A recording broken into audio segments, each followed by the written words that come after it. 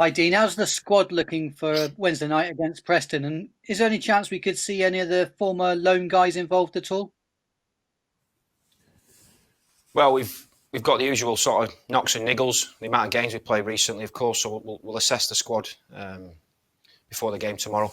In terms of the loan, are you talking about Walshy and Joe Morrell and Taylor Moore Yeah. and Sammy Smods, that sort of group? Yeah, I mean, again, it's as I've explained before, Gregor, with the EFL guidelines, it's difficult to get them guys into the squad if you've got sufficient numbers. So for this game, we won't be seeing any of them. How's Noah Masengo doing? He wasn't involved at the weekend, was he? No, he's fine. He's training. He's trained well this morning, and now he comes into contention for tomorrow. And Benik Afobe, could he be involved? And also, could this be his last game at Bristol City, possibly? Well, I think with all the loan lads, obviously their contracts will finish after the game tomorrow. So in terms of the future, who knows? So for the time being, for this season, of course, it's a last game, and we want to finish on a high. What do you make of the challenge of Preston? Well, it's not an easy one. Recent results will tell us that they're a side who are difficult to play against. They have a way of playing. Alex is a manager I've got high respect for. Me and him did our pro license together a couple of years ago. So now looking forward to seeing him tomorrow.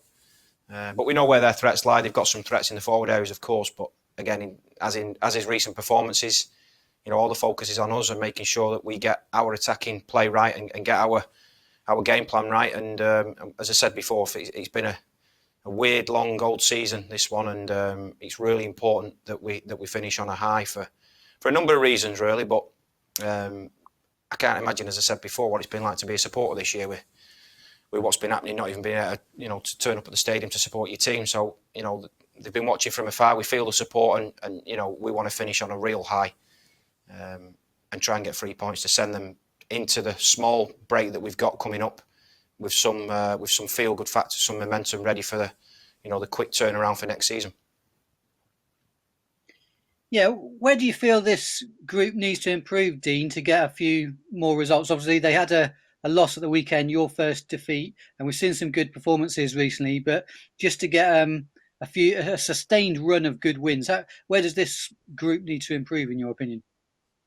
Well, I think it comes probably down to consistency, and we set ourselves a target at the start of the season, and we've not met the target. It's simple as that. I suppose with any season, you have to take a long, hard look at how it's panned out from the first day of pre-season right the way to the end of the season.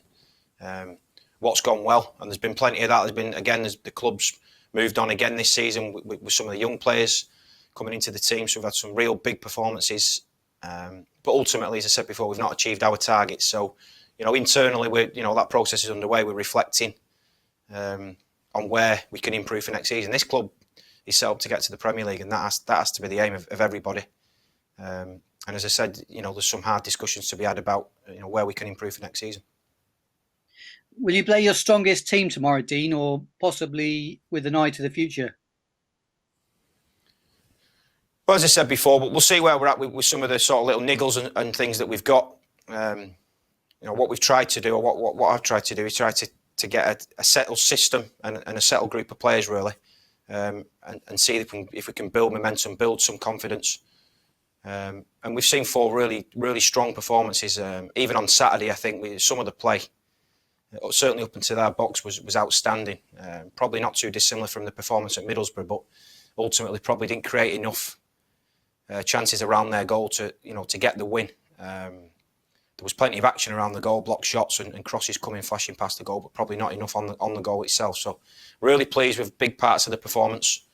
And as I said before, the focus is on getting our best performance out there tomorrow. And as I said previously, you can't always take care of the result. We saw that with a penalty miss at Swansea, but we'll concentrate on our performance and hopefully that'll lead us to, as I say, a huge 3 points. We spoke to the players this morning about what it is that we're doing it for ultimately, and you can't underestimate the importance of working for this football club and for pulling on that shirt and going out representing thousands and thousands of people. So, the players are under no illusions what's at stake tomorrow. People from the outside might think, there's nothing riding on the game. Going into the run of games after lockdown, ourselves and Preston were right in the mix, and people were seeing this off as a bit of a playoff to get in the playoffs, and it's not panned out like that. But no, certainly, our approach to the game won't change whether we're going for the playoffs, whether we're not. You know, the players will be out there fighting for every single thing on the pitch. It was sad to see the abuse that Famara Jeju got on social media at the weekend. Did he mention that at all to you? I rang him on the evening. I saw the message. Despicable, as far as I'm concerned. I spoke to Famara as soon as I seen it, and he seemed okay, and obviously kept in close contact with him over the last few days. But we all know what a fantastic person Famara Jeju is. First and foremost, take away the fact that he's a football player. He's a fantastic human being, and it's despicable behaviour. I can't understand it myself, Gregor. But as I said on social media, my belief is that, you know, football is not isolated from society. Football's part of society. This is a society issue, racism. It's nice to see what's been happening in the last few weeks and months around the Black Lives Matter campaign and trying to raise awareness, of which we as a club fully support. Ultimately, it comes down to education. It comes down to through schools, through society. We've all got a part to play to improve everybody's life. Just on Fam, obviously he's got 1 year left on his deal. This could possibly be the last time Bristol City fans see him if the club sells him in the summer. How important is it that the club keeps the likes of Fam and maybe Nicholas Eliasson and a couple of the other guys who haven't got so long on their contracts, and inevitably there'll be speculation about their futures over the next weeks? Yeah, of course. That's the game that we're in. It's a hugely hypothetical question, Gregor. I've got to be honest. You're right. There's a year left on certain players' contracts, and as I said before, I'm sure I know these discussions are ongoing. The club want to keep our best players. It's as simple as that. We said before, our target is the Premier League next season, and the club have got to decide, obviously, over the summer which way we're going to go about that strategy. And as I said, then conversations are ongoing. And but again, that's for the future. For now, we've got a game in front of us tomorrow. And what a fantastic game it's going to be for everybody connected. Let's finish the season on a real high. Just finally, any updates on your own future, Dean? Do you have any plans for after? Do you have any plans for any after plans tomorrow? What? Sorry, Do you have any plans for after tomorrow? No, Gregor, I've not even thought about it. My full focus since the Cardiff game, or for the last 4 years I've been here, but certainly since the Cardiff game, has been firmly on what's in front of us in terms of the next challenge. And my eyes are not being taken away from Preston. As I said before, it means too much to this football club to finish this season on a high. My future will be decided, as will everybody else's, at some point. I'm calm about the situation. I'm really calm about it. I understand why you've asked the question. Of course, we're looking for a new manager. But my future is not important at the moment. What's important is this football club finishes this season and as I said before, a strange old season on a high. That's the ultimate aim.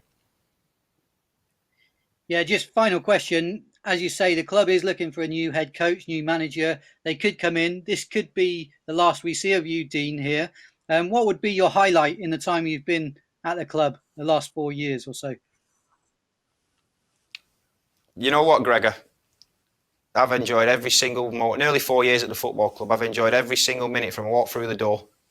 The way myself and my family have been treated by, first of all, people at the football club, and beyond that, our supporters, where we live. The people are fantastic people down in Bristol. So, no, it's been a great old time. As I said before, I'm calm. I'm open to what's the next challenge at this football club. You know, as I said before, what's important is this club gets in the Premier League next season, and that's all I'm concerned about. I'm not concerned about my own future. I'm genuinely not. I just want this club to get promoted, and whatever part I can play in that, I'll be happy to do.